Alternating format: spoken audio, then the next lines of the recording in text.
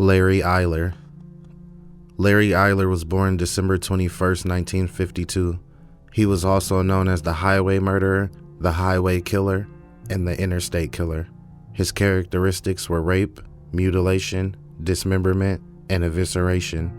The number of his known victims is 23.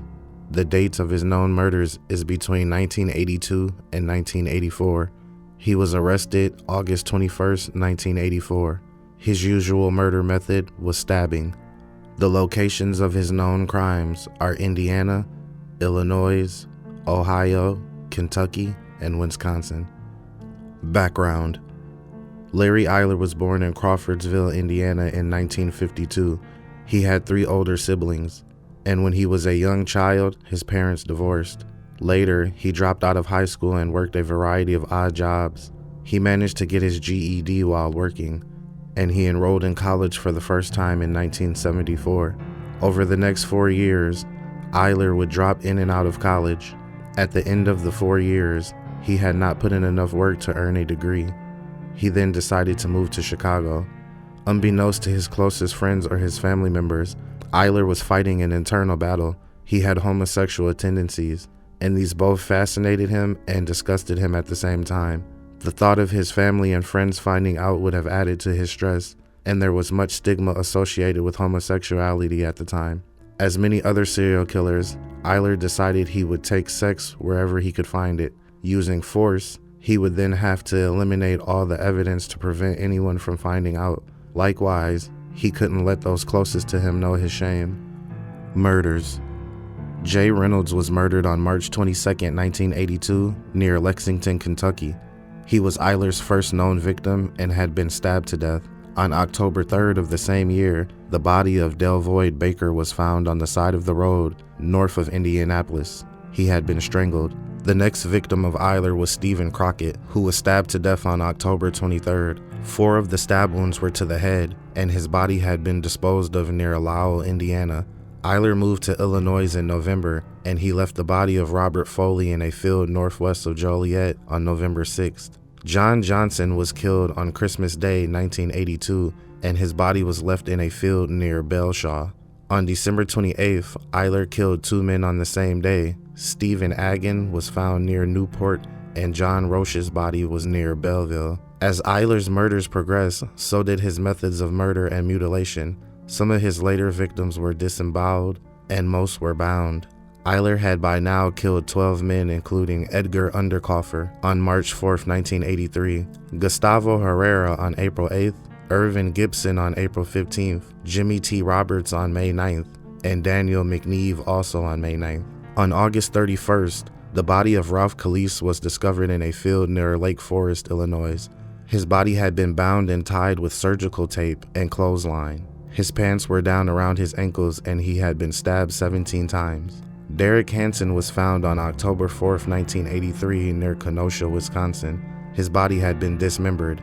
Then on October 18th, the bodies of 4 young men were found together at an abandoned farm in Newton County. All of the victims had their pants around their ankles, and one of them had been decapitated. An unidentified male was found on December 5th near Effingham in Illinois. 2 days later, the bodies of Richard Wayne and another unidentified male were discovered near Indianapolis. On May 7, 1984, the body of David Block was found near Zion, Illinois. His body showed injuries similar to those seen on other victims. Eyler's crime spree finally came undone on August 21st when a dog led his owner to Eyler's garbage outside of his home in Chicago. When police arrived on the scene, they found the dismembered body of Danny Bridges packed in bags and ready for collection by the garbage truck.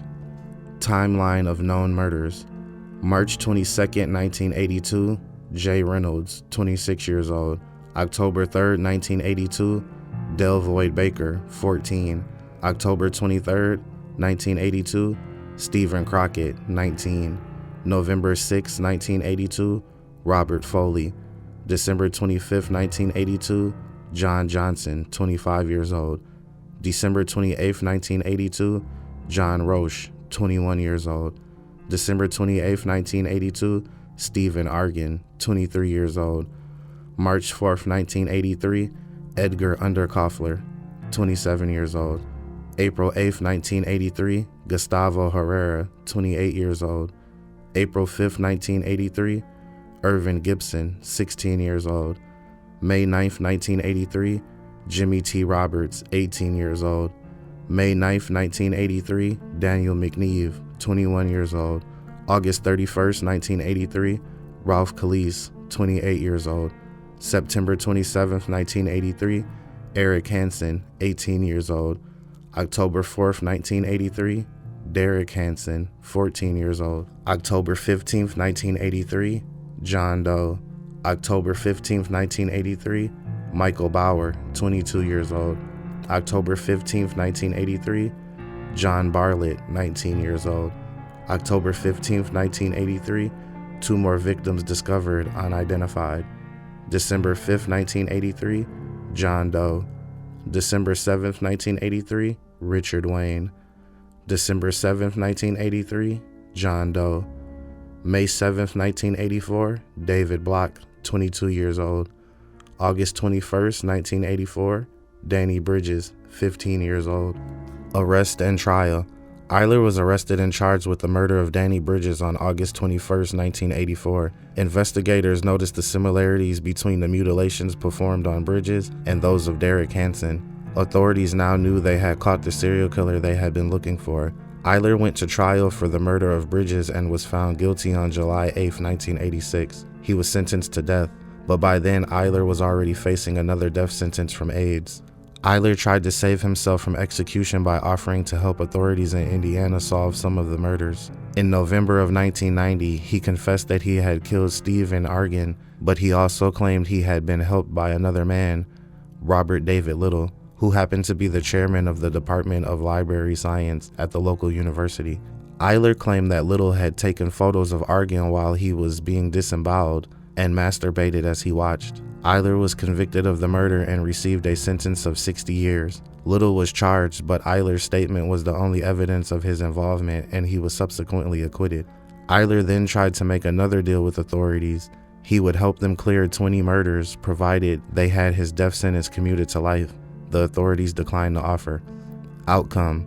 On March 6, 1994, Eyler died from complications due to AIDS. Before his death, he confessed to committing 21 murders to his attorney. According to Eyler, 4 of these killings were committed with an accomplice who has never been apprehended. Trivia. Larry Eyler lived with his male lover, his lover's wife, and their 3 kids.